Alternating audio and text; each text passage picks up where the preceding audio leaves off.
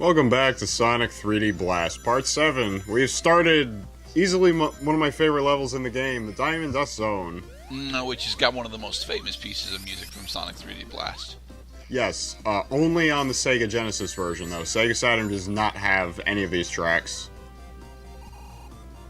But nobody had the Sega Saturn, so that's okay. Well, mostly because the only things that were good on the Sega Saturn were the Sonic titles.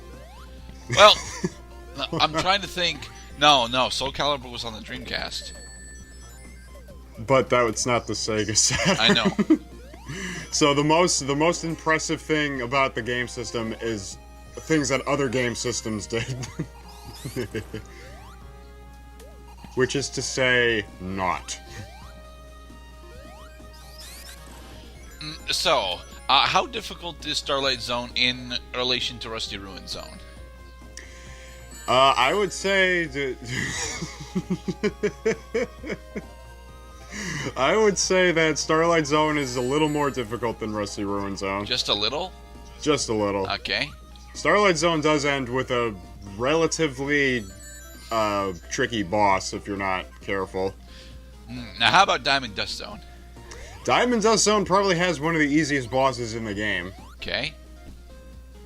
But my birdie got swallowed by the snow, so I'm gonna have to take my time seeing Robotnik. Ow, ow, ow. It's a winter wonderland. What I especially... In the meadow we can build a snowman. And then we can make it fucking explode. Oh, I was gonna say that he is Dr. Eggman. We are gonna let out all the birdies. And then they'll stab us with all the snow. Going through the big rings by Sonic and your things. Everything you buy helps us stay alive. Running Walking in a diamond dust zone. That is the power of our improv, people. We are not very good at things. No. I mean, some people take classes to do improv, man. Like, they're very clear, like, improv strategies. Like, one of the biggest things that I heard is, in improv, you should never start with the premise of something I thought of, or I think, or I believe. Any of those statements, will kind of trip off the other improv players. Yeah. That's why we're only partially improv. We're also mostly info-driven by the games we're doing. Yeah. Anyway. So how is life, Mr. Cloud? Oh, life is pretty good. I kind of wanted to tell you before we started so that I didn't have to say it on recording, but here we go. I had to let out a raccoon today. Ooh. Was it a very nice raccoon? It was a very nice raccoon. He was very scared. He was caught in our little pest trap today. Hey, you're actually gonna get all the bonuses. Yay! Maybe. Oh, you didn't bother to go visit Tails. Mind you, you have all Chaos Emeralds, so it would be kind of a waste, but... And I do have 5 lives at the moment, so I'll spare you guys doing the bonus stage, where I think they actually exaggerate the volume of the ring sound effect.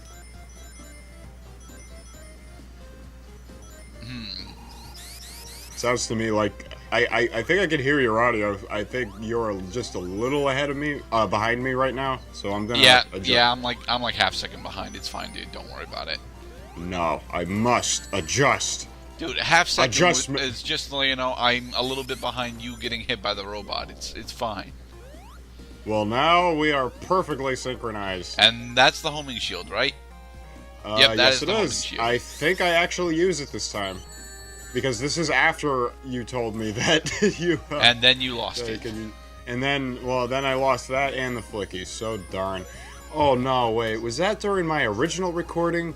This entire recording of Diamond Dust Zone, I'm not using the same playthrough as I was in the parts going up to this. I had to re-record because, unfortunately, my video grabber did malfunction during recording, so you guys will see also that my score bonus is different. I think my life counter is different too. Yes, your life counter is significantly different because you went into Diamond Death Zone on the previous recording session with about 2 lives. Right, because I had gotten a game over during the 3rd boss. Fucking penguins. I love penguins. Penguins are awesome. They're some of my favorite creatures. And that was Diamond Dust Act 1. See how quickly I go through these stages when I don't have to do the fucking bonus stages. So do you always get a 10,000 Flicky bonus? Possibly. I'm not sure what determines the Flicky bonus now that you mention it. Then again, I don't really pay attention to what constitutes any bonus in these games, because the score is kind of meaningless. Yeah, score is arbitrary. Like, you can't... In none of the Sonic games, except maybe for Sonic Spinball or Dr. Robotnik's Mean Beam Machine, do you actually have, like, a leaderboard? So you can go back and check who's got the high score?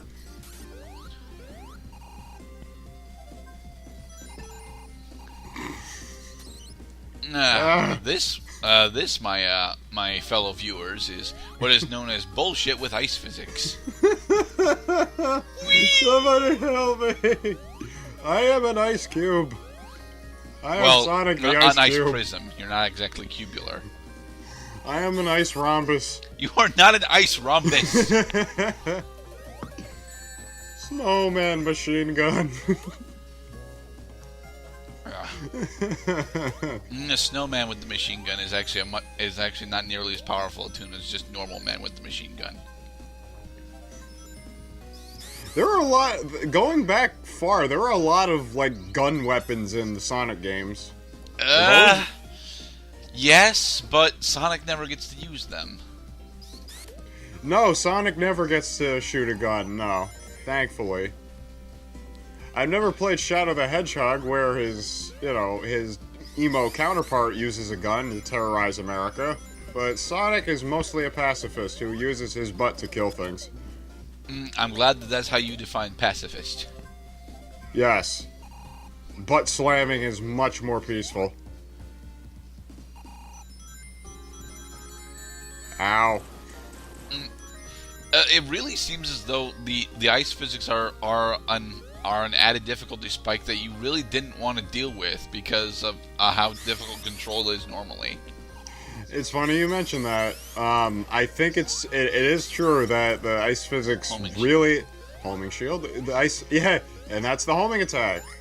You just kind of slam downwards. The ice physics do exacerbate the difficulty with control that I've had so far, except that the ice doesn't appear all that often in this level. Nah, you lost the homing shield again. Yes, the snowman is a treacherous enemy. Not unlike the penguin, who must waddle back and forth and very penguin-like. Well, the snowman is a much more treacherous enemy than the penguin is. Absolutely. He has the characteristics of a human. And he has actual projectiles that make him significantly more dangerous. They call him Frosty, the dope man. Are you sure it's not Frosty the Dip Man? Well, because the Dip Man solves crime. The dope man is crime. Oh. Yes. The Dip Man has been solving international terrorism since 2005. The dope man has yet to be caught since 1996. So when is Leon Kennedy gonna show up? Well, you see, Ashley would probably love a vacation in Diamond Dust Zone. It's nice and cool. It's, doesn't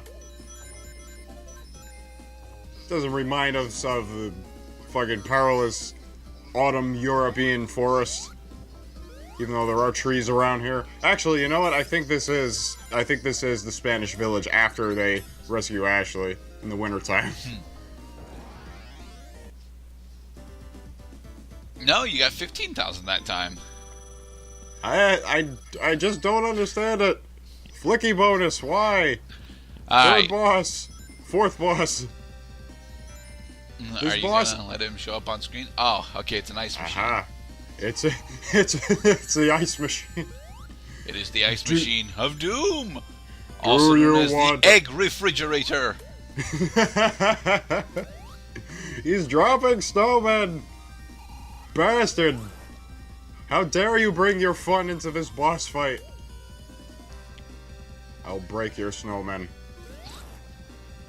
It looks to me as though it's a very similar boss concept to the Circle Sphere Eggmobile from Sonic 3.